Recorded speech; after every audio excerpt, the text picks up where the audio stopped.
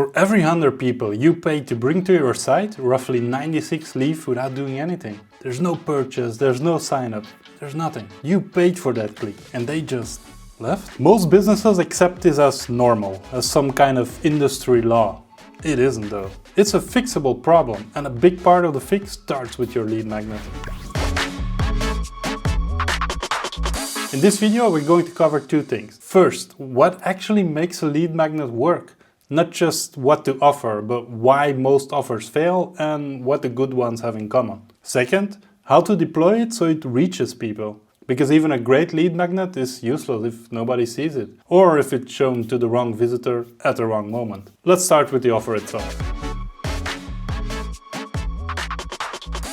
A lead magnet is a free resource you give away in exchange for an email address. That's a simple version. The better version is that it's a value exchange. Your visitor gives you access to their inbox and you give them something genuinely useful in return. Keyword there is genuinely. Because here's the thing, everyone has a lead magnet now. The market is full of free PDFs, generic guides and ultimate checklists that take 10 seconds to skim and immediately forget. Consumers know this. They've downloaded hundreds of them. Their inbox is a graveyard of free resources they never open. So the bar has moved. A lead magnet used to be a nice to have. Now it's table stakes, and a bad one can actively hurt your brand.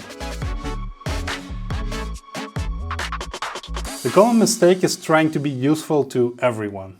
A guide called the Complete Marketing Handbook, it sounds impressive, but it's not really for anyone in particular. It doesn't solve a specific problem. It doesn't speak to what someone is struggling with right now. Generic lead magnets attract generic leads. People who download anything free. They'll never open your emails, they'll never buy your product, and they'll inflate your list numbers while doing nothing for your business. The lead magnets that convert, and more importantly that attract the right people, are very specific. They solve one narrow problem and they deliver a result the visitor can use today. Not how to improve your marketing, but more like a 5-step checklist for your first Google Ads campaign. It's narrow, it's specific, and it's immediately useful.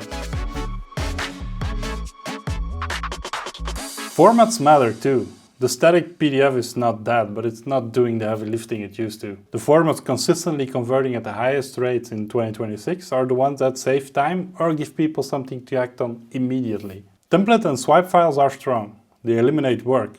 Instead of writing from scratch, the visitor gets a starting point. That's immediate, tangible value. Interactive tools like calculators, quizzes, diagnostic scorecards are performing even better. They give personalized output. A general guide tells everyone the same thing. A calculator gives you your specific numbers. Mini email courses are underrated. Instead of a single download, you're delivering value over several days. You're training people to open your emails. That's a list building tactic and a relationship building tactic at the same time. So, to summarize, the best lead magnets replace effort.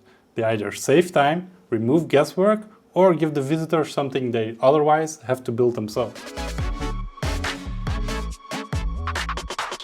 Here's a mistake that even good marketers make. They build a lead magnet that converts well, but has no connection to their product. The list grows, but the revenue doesn't move. A good lead magnet should create a natural path to your paid offer. It solves a micro problem, but in solving it, it exposes a bigger one. The one your product or service actually fixes. For example, if you sell SEO services, your lead magnet shouldn't be a general guide to digital marketing. It should be a site audit checklist. Something that makes people realize how much work their SEO actually needs. The free resource delivers value, but it also makes the next step obvious. If you're not thinking about that bridge when you design your lead magnet, you're building a list, not a business.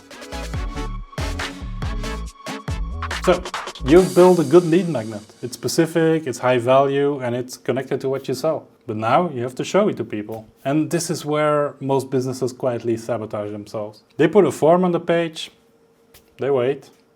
The form is patient. The problem with passive opt-in forms is that they only reach the people who were already planning to opt in. You're not influencing anyone's decision. You're providing a mechanism for people who'd already made up their minds. The visitors you're losing, so the ones who arrived, looked around and then left without converting, they never saw the offer. Your form was sitting quietly on a page they were about to close. That's an expensive problem when you're paying for traffic. Exit intent technology fixes this. It tracks how a visitor is moving on the page. When the behavior signals they're about to leave, like a cursor moving towards a close button or scrolling back to the top, it fires your campaign at that exact moment. It sounds like it should be annoying. Sometimes it is. If the offer is bad or irrelevant, it's just a faster way to annoy someone who was already leaving. But when the offer is right, it intercepts the visitor at the one moment they're most open to reconsider. They've already spent time on your site. They have some context. They just haven't been given a compelling reason to stay connected. That's your window. Getting 5 to 10% of abandoning visitors to opt-in doesn't sound dramatic. But those are visitors who were about to leave with nothing. That's pure upside on traffic you've already paid for. One thing to note here, not all exit intent works on mobile ones. There are some tools that only fire on desktop. Given that most traffic today is mobile heavy, that's the gap worth checking before you commit to a platform. OptinMonster does both mobile and desktop exit intent. Here's another deployment trick worth understanding. A standard opt-in form asks the visitors to make 2 decisions at once. Do I want this? And am I willing to give you my email? That's 2 separate questions bundled into one moment. And that friction kills conversions. A 2-step opt-in separates them. First, the visitor clicks a button. Yes, I want a checklist. That click is low stakes. There's no personal data, there's no commitments, there's just a small declaration of interest. Then the form appears. But here's the psychology. When someone has clicked to say they want something, they feel like an internal pull to complete the action. Psychologists call it the Zeigarnik effect. We're wired to finish things we've already started. So when the email field appears right after that first click, resistance drops. They've already said yes once. Saying yes again feels like completion.